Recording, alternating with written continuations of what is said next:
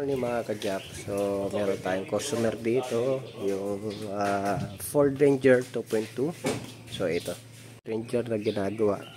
So anyway, ito ay pag inaapakan mo, manual kasi to, pag inaapakan mo yung clutch, lumulubog. Okay, so ipakita ko yun, nakalubog. So nakalubog, kaya hindi maikambyo. Siyempre nakalubog na. Okay. So, ito mga ka-Jack, ang kalimitan na nagiging problema ng Ford Ranger, yung mga manual, ito ang kalimitan. So, ipakita ko lang kasi naibaba na namin yung transmission niya. Manual transmission ito. Yan. Ayun, sabog. Sabog ang kanya slave. Yan. Kita niya, sabog. Kaya kada preno mo o kada apak mo ng clutch, dahil hindi na nag-hold ito, ayun, sabog. So lalabas lang yung fluid. Kahit na 1 litro ilagay mo fluid to, tatapon na yung mga kata. So ayun, kita nyo. Ayun. So papalit tayo yan. Kanyang hydraulic. Kanyang slave. So i-check nyo itong adapter na ito. Mahalaga. Kasi may possibility din yan na maglilik. So mamaya mag-ano tayo dyan, magbe-bleed. Yan, may bleeder yan. So anyway, papalitan natin ng buo. Set yan. Alisin natin mga ka-Jack. Tapos lilinisan natin. So ipinakita ko sa inyo, meron lang tayo ilan aalisin lang dyan. Yun. Tapos ito, alisin natin yung kanyang lock dito. Kita nyo yung lock. Yung, ilahin lang natin, makukuha na natin lahat yan. So pinaka-adapter nya para mahugot. Okay. So medyo may ano lang, syempre sa magbababa ng ganito transmission, medyo may kabikatan lang. So mag-ingat lang. So yan, lilinisan natin maigi yan. Ito, mayroon dyang lock. Hugutin lang natin to. Okay. Alam kayo na, yun.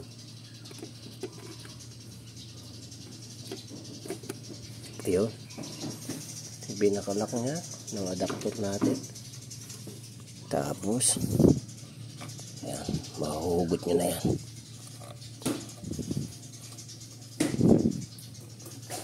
So titignan nyo dito, susungkitin nyo lang yan, mahuhugot nyo na yan.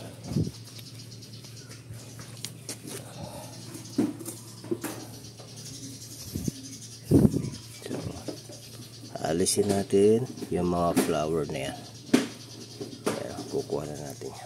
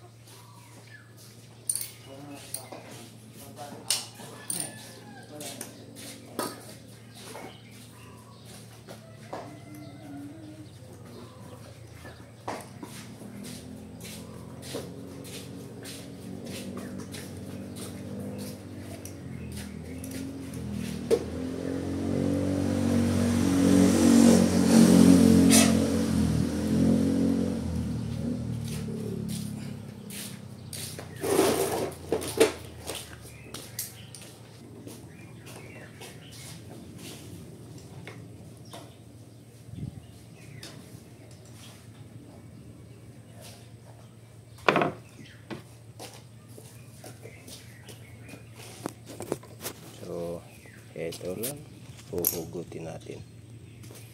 Okay. Yung adapter. So ayan yung adapter nya. So hindi naman kayo magkakamali kasi kung ibabalik yung meron naman nakalagay na ganyan. Ayan. Okay. So ayun, makukuha na natin. Tapos lilinisan natin. Ito yung hydraulic niya. Okay. Natanggal na natin. Then, linisan natin maigi yan para bumago ulit. So, ito, usually, sakit ng Ford Ranger ito. Ito yung hydraulic niya. Kung tawagin slave. Okay. Kaso, yan ang medyo pangit sa disenyo. Yung iba kasi, alam ba, secondary clutch, nasa labas lang. No? Ito nako, nasa loob. No, nasa loob yung kanyang clutch.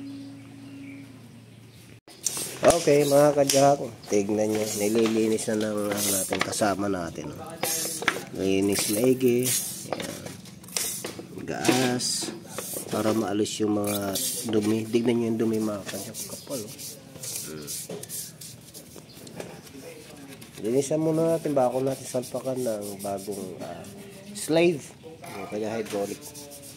Ito pa, mga kajack, ang problema, no, kung may mapapansin kayo dito ay ayan, mayroon ng kayod, no?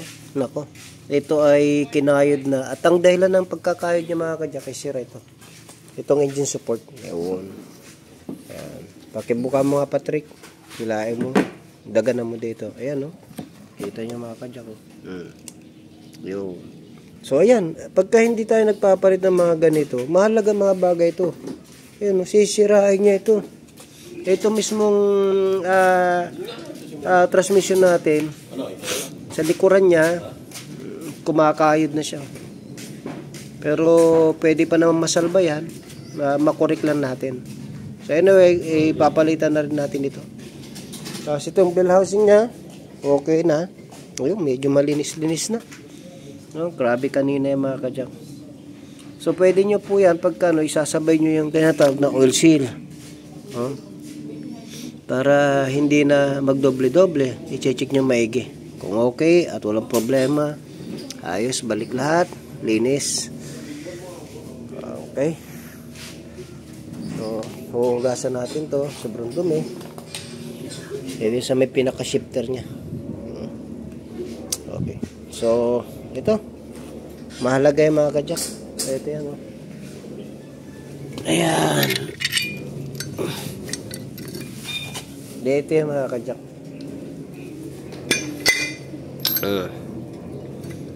Nakakapit yan dito. Ayun. Tignan nyo, kinayod. Umaalog yan, mga kajack. Gumagano. Sumasayaw. Kaya nung sumasayaw siya, yan, may tama. Ito ang sinira niya. So, mag-ingat, mga kajack, ha. Pagka kung may palitin ng piyesa ang sasakyan natin, huwag natin masyadong tipirin. Pag in-advise ng mga mekaniko, sir, palitan na natin ito kasi medyo may tama na, sumunod po tayo. Oo. Pero pag nagtitipid talaga tayo, dapat naintindihan natin. Alam naman natin na konti pa lang, pwede naman, pero kung maaari lang, no? Kasi ang piyesa ng masasakyan, wear and tear talaga, mga kajack. So, kailangan palitan. Okay? Mga kajack, no? Parang pinaka-previous na rin namin. Pagka binaba namin yung transmission, mga kajack, nililinis namin maigi yan, tapos pinipinturahan namin para bagong-bagong tignan. Kita nyo naman, mga kajack. Yan. Yan ginagawa namin pagka binababa yung transmission, pinipinturahan namin. Para at least kahit paano mukha siyang bago. Ayan, mukha ng bago, mga kajack. Sasalpak namin yan. Okay? Ganyan lang, mga kajack. Para malinis.